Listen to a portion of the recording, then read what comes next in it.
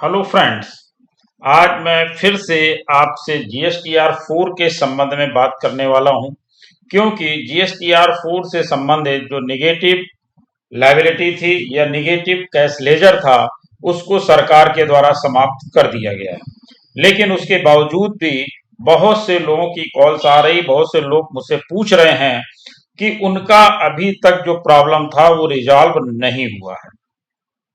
अब जिनका problem resolve नहीं हुआ है उनकी समस्या को देखते हैं। उसके साथ साथ ये भी देखेंगे कि क्या वाकई में नेगेटिव कैश लेजर समाप्त हुआ है या जितना अमाउंट नेगेटिव कैश लेजर में समाप्त होना चाहिए था उतना ही हुआ है।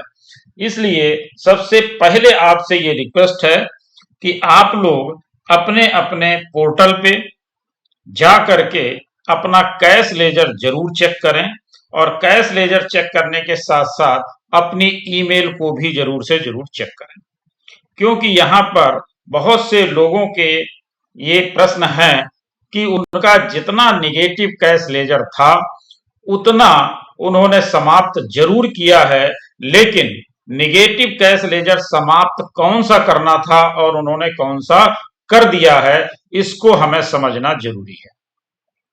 बहुत सारे लोग ऐसे हैं जिन लोगों ने अपना निगेटिव कैश लेजर में अमाउंट को डिपॉजिट किया था, या कुछ लोग ऐसे हैं जिन्होंने अपना अभी जो सीएमपी 08 फर्स्ट क्वार्टर 2022-23 का फाइल करना है उसके लिए चालान जमा किया था।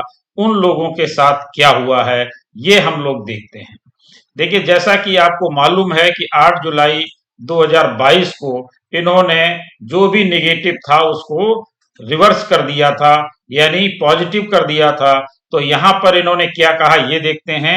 Due to the reversal of amount in the cash ledger of some composition tax payers, the balance in the cash ledger had become negative. The government has now decided that the negative balance in the cash ledger of such taxpayers should be nullified. Accordingly, the negative balance has been nullified. All the such taxpayers have been informed through email also. इन्होंने बताया कि जिनका भी negative balance था उसको nullified कर दिया है और उनको ऐसे टैक्स पेयर्स को ईमेल के द्वारा सूचित भी कर दिया है। तो अब आपकी जिम्मेदारी बन जाती है कि आप इसको चेक जरूर करें। उसका कारण क्या है कि यहां पर इन्होंने एक और भी जो एडवाइजरी जारी की थी उसको भी देख लेते हैं, और इस एडवाइजरी में इन्होंने क्या कहा था तब आपको क्लियर कट समझ में आएगा कि ये कहना क्या चाहते हैं और करते क्या हैं। देखिए, यहां पर जो जिन लोगों की पहले निगेटिव लायबिलिटी थी उसको समाप्त कर दिया गया था, उसके बाद लोगों की आ गई निगेटिव कैश लायबिलिटी। अब जब निगेटिव कैश लायबिलिटी आ गई तब इन्होंने क्या कहा उसको जरा देख लीजिए। In the past lot of tickets were received on the help desk for reducing the negative liability from the negative liability settlement and the same was being done. For conveyance of the taxpayer, the amount available in negative liability statement have been debited for all taxpayers. अब इन्होंने क्या किया था, negative liability सभी tax payer का debit कर दिया था। It has been noticed that some tax payer had utilised the amount available in the negative liability. कुछ लोगों ने क्या किया, नेगेटिव लायबिलिटी थी उसको यूटिलाइज कर लिया। Statement for paying the liability to file statement in form GST CMP 08 or GSTR 4 of subsequent financial year. In such cases, the amount utilized out of negative liability statement has been debited in the cash ledger. अब वो cash ledger में उन्होंने उसको debit कर दिया। तब क्या हुआ, though such liability should have been paid by the depositing the amount through challan, but in some cases the amount had not been deposited by the tax payer. तो वो जो निगेटिव हो गई थी वो टैक्स पेयर्स को जमा करनी थी, लेकिन कुछ टैक्स पेयर्स ने उसको जमा नहीं किया। फिर क्या हुआ, the tax payer who have deposited the amount in the cash ledger, the debited amount has been adjusted whereas in case the amount of liability has not been deposited through challan, the balance in cash ledger becomes negative. In such cases, the taxpayer are advised to deposit the past liability through challan of equal amount of urgently. अब इन्होंने कहा जिनकी negative cash liability laser में है उनको उतना amount का चालान जमा करना है। अब असली चीज क्या है ये देखिए, the details of the debit to so made have been communicated to all such taxpayers through emails available on the portal.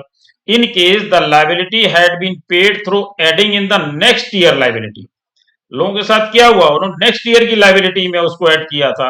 The same can be claimed as refund through application in form GST RFD 01. उनके लिए बताया गया था कि वो अपना refund का application GST RFD 01 file करें और अपना रिफंड ले लें. लेकिन हुआ क्या, आज की डेट में जो लोगों की प्रॉब्लम आ गई, वो प्रॉब्लम ये आ गई कि मान लीजिए उन्होंने उस समय निगेटिव कैश लेजर में उनके 10,000 रुपए आया.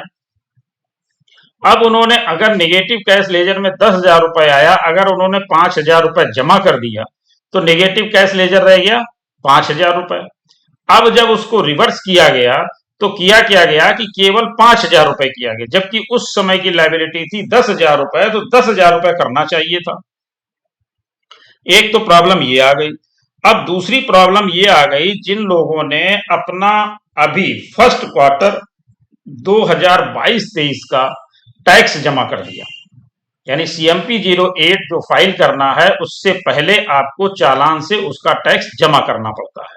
जिन लोगों ने चालान से अपना टैक्स डिपॉजिट कर दिया फर्स्ट क्वार्टर 2022-23 का, अब क्या हुआ कि नेगेटिव लायबिलिटी मान लीजिए उनकी 10,000 रुपए थी और उनका इस क्वार्टर में टैक्स बन रहा था 3,000 रुपए, तो उन्होंने जमा कर दिया 3,000 रुपए, यानी नेगेटिव लायबिलिटी रह गई कितनी, 7,000 रुपए.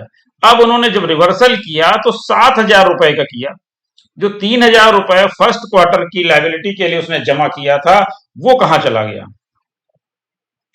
तो कुल मिलाकर के इस तरह से आप ये जरूर चेक कर लें कि आपकी एक्चुअल नेगेटिव कैश लेजर कितने का था, और आपका नेगेटिव जो कैश लेजर है उसको उन्होंने 0 तो कर दिया है, लेकिन क्या कोई अमाउंट आपने डिपॉजिट किया था. अगर डिपॉजिट किया था तो जरूर चेक करें कि क्या वो अमाउंट आपका बचा कैश लेजर में, वो अमाउंट है या नहीं है, कि वो भी निगेटिव लायबिलिटी के साथ जो है उन्होंने एडजस्ट कर दिया और आपका जो कैश लेजर का बैलेंस है उसको 0 कर दिया. तो ऐसी बहुत सारे लोगों की प्रॉब्लम्स आ रही हैं कि इस तरह से किया गया है, जो एक्चुअल निगेटिव कैश लेजर था वो ना करके जो प्रेजेंट टाइम में कैश लेजर में निगेटिव आ रहा है उसको रिवर्स कर दिया गया है, उसको वहां पर बैलेंस को 0 कर दिया गया है, जिससे जो उनके द्वारा डिपॉजिट किया गया था वो पैसा भी चला गया.